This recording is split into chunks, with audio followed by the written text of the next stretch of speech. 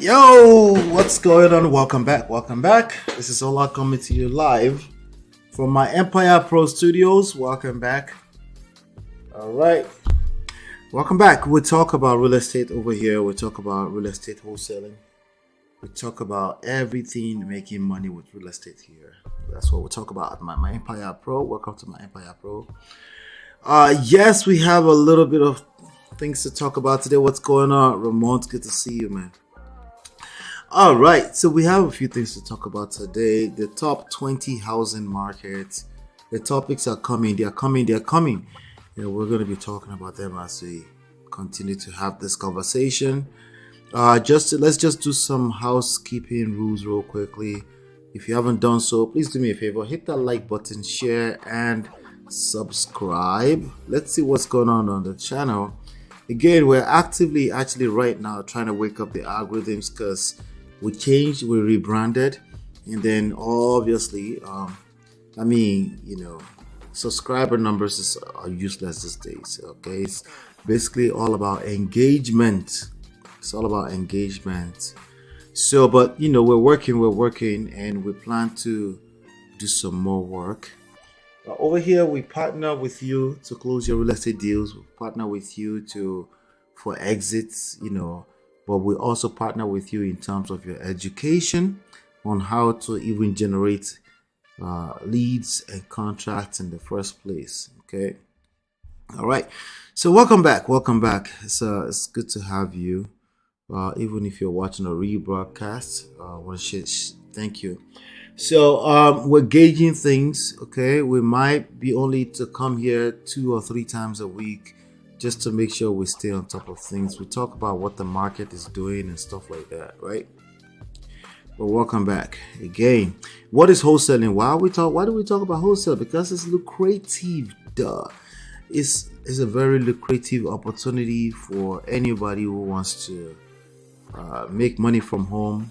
I've been doing this since there was remote, right? I've been doing this, so I know a little bit of something about being creative, putting documents together, putting spreadsheets together, and basic math. 1 + 1 = 2, 2 + 2 = 4, 4 + 4 = 8. Multiply that by X factor. Just being around the right people at the right time, and then before you know it, you're closing the deal $82,000 per single deal. Well, that's just a one time, so let's not cap, right? That happened to me one time ever before. So with that being said, you can expect to average $15,000 to $25,000 per deal. Now that depends on what part of the country you're in, right? But this is a very, very lucrative business opportunity if you know what you're doing. Like I said earlier, today we're talking about the top 20 housing markets. But I also wanted to make sure that you understand what we're up to here. Basically, real estate wholesaling is the art and the science. Okay. Let's see here. The art and science of finding motivated sellers, essentially. Okay, finding motivated sellers. That's what it's about. So it's the art and science of finding motivated sellers. Okay. Not finding properties. If you find motivated sellers, they usually come with a piece of property. It doesn't matter how much damages, okay, the property have. Let me see here. Let's see. Yeah. It doesn't matter how much damages a property has. Or if it's brand new or anything like that, as long as we have a motivated seller that needs to get rid of something, then we're good to go. Just give me 1 second. I'll be right back.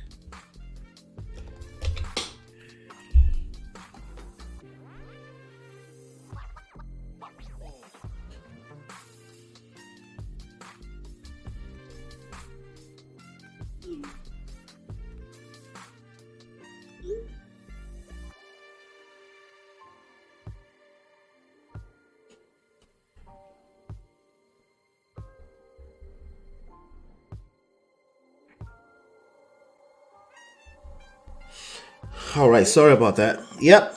So yes, so that's what we talk about here. Again, Just in case you're interested in more of a structured training masterclass, you want to make sure that you go to that class, okay, and make sure you take advantage of it. Don't wait until it's too late. I can't promise that that class will always be there. It's a masterclass. It's basically learning everything there is to learn about doing wholesale real estate. Okay, again, like I was saying, sorry about that. It's finding motivated sellers. If you find motivated seller, meaning somebody that's shown interest, then you've generated a lead. Okay, you generated a lead, but it all starts with data. Okay, if you want access to data, what do I mean by data? Have you ever heard people say a list of pre-foreclosures, a list of people that are already late on their mortgages, right? A list of people that already owe taxes up on their property and they have no idea how they're going to come up with the money. As a matter of fact, a list of people with violations, they call them violation codes on their property, meaning their property is basically a nuisance on the street and they're collecting tickets and there's a ton of tickets and they can't afford to pay for it. Not only that, they can't afford to maintain holding on to the property. Okay, so it's very, very important to pay attention to this kind of thing. So we have a masterclass there that you want to take advantage of. Okay, again, all of this is a list, right? We call them data. So from data to leads, and then if a person has shown interest in selling a piece of property, then it becomes a lead, and then you basically negotiate and turn it to a contract. And at that point in time, we help you convert that contract to cash. From a contract to a cash, that's where we come in. We will probably pay you for the property, give you the cash, and pay you for the contract that you secured. It's just a paperwork that says you were able to secure a deal. A property that's worth $200,000, you were able to secure a deal at 125, 120, and you're like, how's that possible? Why would anybody want to do that? Because with ownership of a property comes responsibilities, and sometimes that responsibility is not something that people are willing to take on, probably because they're in a space in their life that they just can't afford, right? Some people just need to put a little, brush up the property, put a little bit of tender loving care, TLC, on the property, and that property will be bringing in $3,000, $4,000, $5,000 a month, but they can't afford a couple of $1,000s that it takes to put that property back in shape. And that's where we come in. We take over the property, we give them some money to walk away. Because let me tell you something, somebody's gonna be like, you know what, but why would you do that? Just give, that's a big property, they shouldn't just get rid of it. Here's the thing, they're going to lose that property if they don't do something about it. Okay, a property that has a bunch of violation codes on it, they will eventually lose that property if they can't afford to hold on to it. So you can give them a little bit of cash and have them walk away. They give you a piece of property. You have a network of investors that are willing to take on that property and make it useful. They make it functional. They make it they turn it to a performing piece of assets. Okay, so a lot of people are holding on to what they call non-performing assets, properties that they can't afford to hold on to, they can't afford to maintain it. And so your job is to find these people. So data is a list of people in pre-foreclosures, foreclosures, violation code, tax liens, right? Basically indicators of distress, right? And they need to get rid of the property, right? So that's data. From data, you convert that data to contact. Contact is essentially a marketing campaign, marketing outreach. All right. So, but let's talk about the top 20 markets. I want to share something with you really quickly here, and then we'll call it a day. That's probably going to be, but I try to come here every day. Okay. So if you have any questions, feel free to pop it in, and I'm always open to answer your questions as we'll get through this. I want to ask you a question. We just finished the first quarter of 2023. What have you done with the first quarter of 2023? Okay, it's a question that you really have to ask yourself. The first quarter, business people, entrepreneurs, you should understand what quarters are. It means 3 months, dividing the whole year into 3 month segments. What did you do with the first quarter of 2023, right? If you can't if you can't tell me in a few sentences, like, hey, we did this, we did that, we had a growth of this amount, we're working on some things, we put some things in place. If that's something that's not really on your desk every time, you have to do better. Okay, you have to do better, because honestly, time is not waiting for anybody, right? So let's talk about this right here. I want to show you this artist. I found this on realtor.com, and I wanted to share it with you today. Okay. All right. While high mortgage rates. Okay, this was by Andrea on realtor.com. Okay, this person dropped a list of the hottest, but I want to basically analyze together with you, how did they come up with this list of top 20 markets? Now, in my opinion, as long as there are human beings living in this place, there's always a market. Now, some markets are moving faster than others. Some markets are bigger than others, right? And they all have their advantages and disadvantages, right? So let's get through this really quickly. It says, while mortgage rates might have plunged most of America's housing market into a deep slump. We've been talking about that for a few days, right?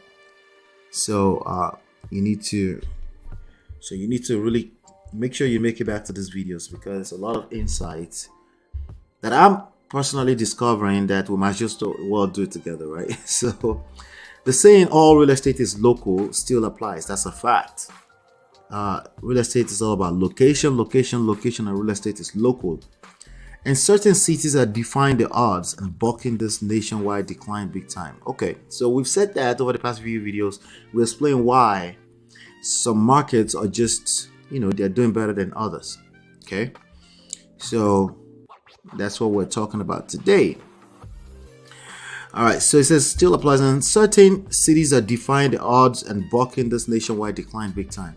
As proof, look no further than the latest rankings of the Realtor.com hottest markets list. This is a list we should pay attention to from time to time, by the way, which takes the temperature of local markets across the country by comparing two variables.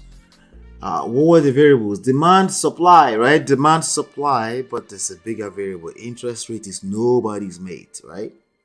Anyway, demand measured by the number of views per listing. Okay, this is how Realtor.com does it, right? Number of people actually taking a look at listings, okay, on their website, I'm guessing, right? Wherever they have this properties listed. And pace, they said, okay, so this is their variables. The second variable is pace, measured by how long listings linger for sale before getting snapped. So this is another way that they're measuring it. It makes sense to me. I personally look at sales, okay, but then also pace. There's no such thing as pace without an actual sale happening, I'm guessing, right? How long the listings linger before a sale, before getting snapped up. So that means the sale actually happened. So if there's no sales, there's no money, right? So everything else is pointless at that point. For the month of March, Rochester, New York was deemed to be the hottest market of all for the second month in a row.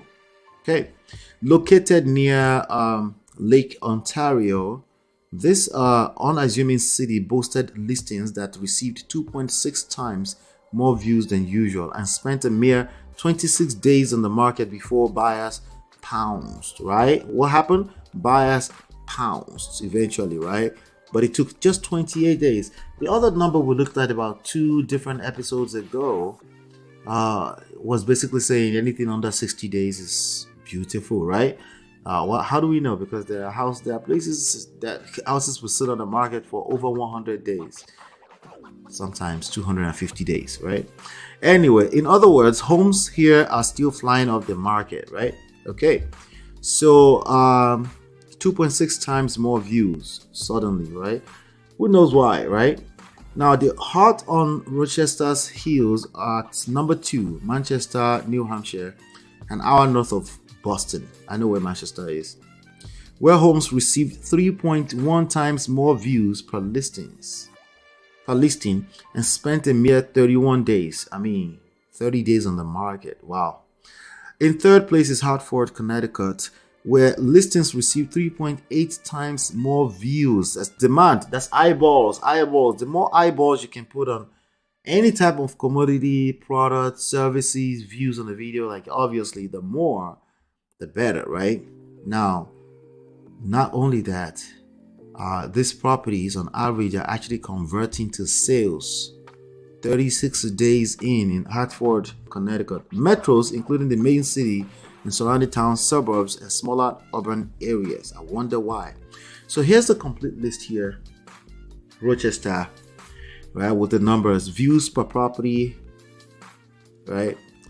What is VSUS? I wonder that is in the US. I'm not sure what that means.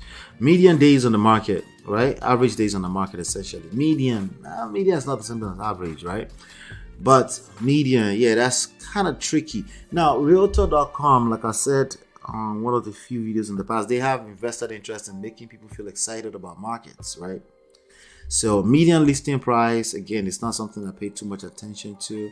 I want to know what the average, the mean is. I want to know what properties are selling for on an average. That's what I'm interested in, okay?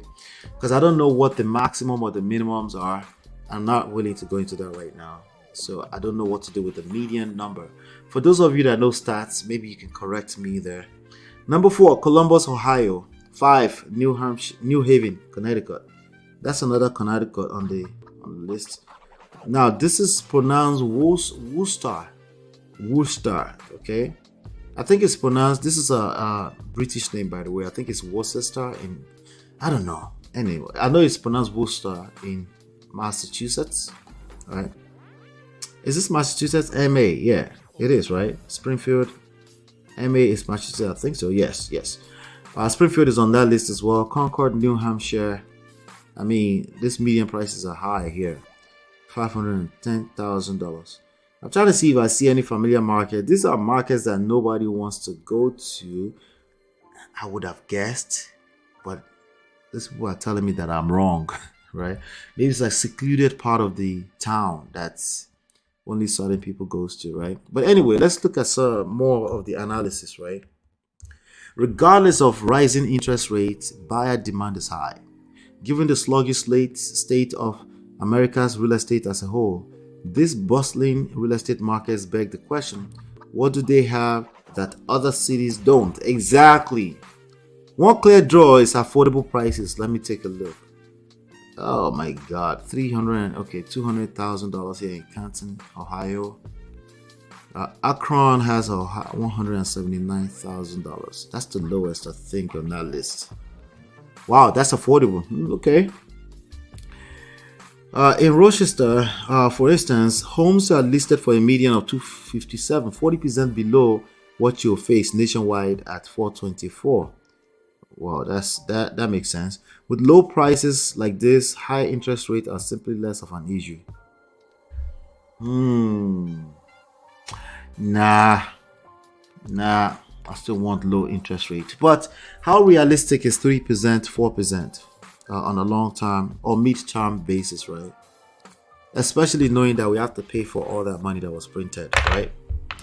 Which means home buyers can shop freely rather than worry about pinching every penny. To an extent, yes. To an extent, I agree. It's definitely still a seller's market, says real estate agent Daniel Riley, president of Rochester Better Homes and Gardens Real Estate Prosperity. Okay. Regardless of rising interest rates, buyer demand is high. Overall, 16 of March's hottest markets had median listing prices below the national median. All right, so anyway, let me see if they give me additional reasons here. Let's see, the average listings, okay, 9.6 lower than national median. Okay, this part. So while New York City might bleed residents dry, I mean, New York City is just another, Jesus Christ. Those who venture to Rochester will pay much less to enjoy what's billed as the cultural capital of upstate. I wonder how far Rochester, anybody knows? Rochester is to New York City. New York and the country's 17th most hot, vibrant area. It also, all right, this already starting to look like it's a sponsored article for me, okay? And yes, those people have agendas. They do. Okay. So don't ever get it twisted, even though it's coming up in the news, but still. It says being close to Niagara Falls, that's very far from New York City. It's awesome. Okay, that's about 6 hours, about 5 to 6 hours from New York City. Riley says, we're 5 minutes drive to Lake Ontario. I love that I can drive. Yeah. So again, keep in mind that when they're looking at this rates here, rate of viewers per property, it's not really telling us much in terms of nationwide anything. So I want you to be careful when you're looking at some of this news. You need to understand that you need to ask yourself, with respect to what? Anytime some kind of platform agency throw numbers at you, you should always be asking, with respect to what? What do you mean 3.2? Right? It's a question that you must always ask. Somebody throws now, if they give you a percentage, like percentage, okay, tell me what makes up that percentage. You need to know what that is. Okay? You need to know what that is. If you don't know what that is, then you're going to struggle. But anyway, let me address this really quickly. Shout out to Raymond. When it comes to wholesaling, what to do? What do you think is the most difficult aspect? That's a good question. For me, it's offering. The offer, making an offer, and knowing what to offer the seller so that they won't be offended and I walk away with the profit. That's a good one. All right. So, but let me address your question. All right. The most difficult part of wholesaling, I'm going to tell you right now, especially for beginners, is consistency. Okay. And one of the things that makes it difficult is the concerns that the homeowner may be offended. I know, listen, it's easier said than done. Okay. But that should be the least of your concern. Okay. Instead, you should put your focus on making sure you're able to presentation. It's really the presentation of your offer. That's what it comes down to. Okay. And if you follow my program, I have like documents, artifacts, and things like that helps you make proper presentation in a way that it's not offensive, it's professional, and they have the same options, yes or no, right? Now, how they say no to you will depend on your presentation. There's just a way you move in general that people will have a hard time saying no to you. See how you're feeling right now about how do you handle no's and yes and stuff like that. Everyone feels the same thing. Everyone else is intimidated. You just don't realize it, right? They're even more intimidated if you have a good presentation, right? If you're able to present yourself well, other people, I call it intimidation, but it's not really intimidation. It's like respect. They have a certain level of respect for you, and even if they have to say no to your offer, they come to the table with a certain level of there's a way that they do it, that they also, just like you don't want to offend them, they also don't want to offend you because you've shown up as a professional first, right? As a matter of fact, they already made up in their mind who they think you are, how respectful, how disrespectful they think you are, just by way of your presentation. Before you say anything, your presentation does all the work for you, and then you just have to see if they're truly motivated or not, right? So they have the same fear if you've presented yourself well. Now they have a whole house, so to you it's kind of like, oh, they have a whole house, so I don't want to be disrespectful to them, right? Because they have a whole house. I don't want it to seem like I'm over here to steal their house away from them. But that goes back to your confidence level. How confident are you about the idea that you're actually bringing value to these people? If you're not so sure of yourself that you're going to bring value to these people, this same question will pop up in about 2,000 other different areas. It goes back to confidence. So consistency, confidence, right? So the most difficult thing here is going to be consistency, right? And obviously your consistency level will be tampered with how sure you are of yourself. If you continue to have doubts, like I'm not sure, I don't know, it will affect your consistency, right? But if you just know, right? How are you going to know? Well, it's easier said than done. Practice makes perfect. Doing it regardless of how you feel, eventually after a few times of doing this, you just realize that, I'm bringing value. They need me. Like they need me. I'm going to make their life better by taking away this property from them. This property is putting them in a chokehold, right? This property, owning this property it's taking away their peace of mind. When I come in, I show up with a well presented offer. They can still say no, but it's least of your worries because you're consistent. You're not just making one offer, you're making multiple offers from time to time. And because you're doing it from time to time, consistency becomes even much more easier, right? Practice makes perfect. You become more confident. Confidence is sexy, yes, in business as well.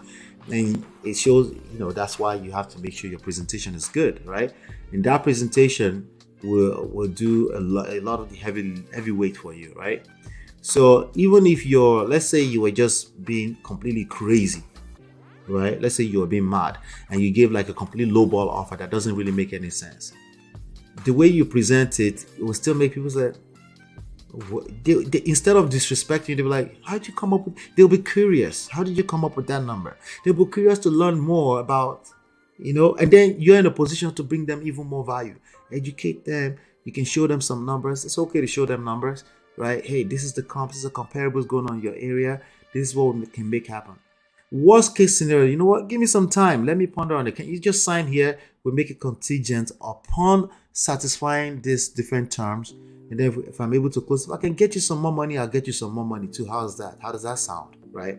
That's the kind of confidence you want to bring to the table. It's not going to happen on day one. It gets better and easier with time. Okay?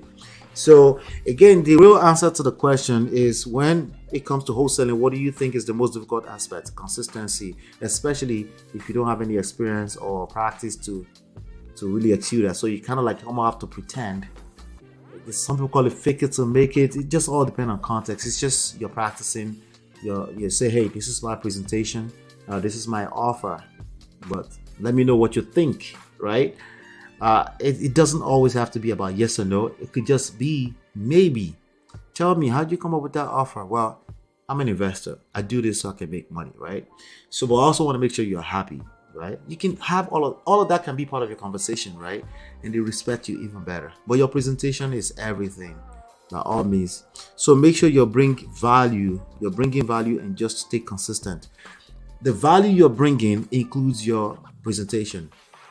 Includes how you present yourself, how you show up, how you dress up. If you have to show up to the property, I generally don't have to do that. But in terms of the documents, sending the emails, the body of your email, and say, hey, I just sent you the DocuSign. Let me know if you have any questions.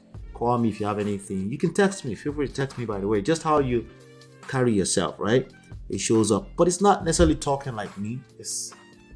It's talking like yourself, but they can feel your energy, that you know what you're talking about and you're open to helping them out. Even if your numbers are not, it's not about the numbers, it's about making them feel comfortable. All of that is the value you're bringing, not just the money, right? The money is not just, some people will go with working with you even if they're making $10,000 less, just because they're more comfortable working with you. They trust you. Trust equity. Trust has value, right? Exactly. And consistency, the only way to get to consistency is to be very proactive with it in the beginning, meaning you don't feel like it, but I'm gonna make sure I show up every day. I do with everything else I do, just including even coming here to record this video, right? I don't always feel like doing this, right? But I show up anyway, right? That's the whole point. And Raymond says, got it. I think that's a good place to really end today's show. All right, so partner with us, submit your deals, tell other wholesalers we're buying deals, share your deal with us, get this money, don't waste time, get this money. Okay, if you don't know how to get some contract, then definitely you want to go to the homepage of this channel. We have a free course up there. And also, in addition to the free course, if you want me to coach you personally, you want to work with me personally, have access to all my documents and stuff like that. And for 12 months, have hands-on coaching for 12 months. I mean, like, come on, right? Then you want to go through this link. You have access to my books, all 3 books, and then you have access to a free masterclass. And then we'll talk about how to enroll to work with me on that platform, realestatemoneysecrets.com. Hopefully you've been enlightened. Thank you so much for being here today again. I'll see you on tomorrow's episode. Go back and watch the last 3 episodes. There's tons of value in them. Okay, tons of value. And don't forget to visit us at myempirepro.com. Okay. If you want to play around with data and see what kind of data is available and stuff like that, go to empirebigdata.com, sign up for a free trial. You have access to pre-foreclosure list, vacant properties, coded properties, properties that are non-owner occupied. Just play around and get a feel of the market. And also, you'll see some free tools to help you come up with offers on that platform. All right. Okay, hopefully you've been educated. Hopefully you've been enlightened and educated. I'll see you on the next one. And peace.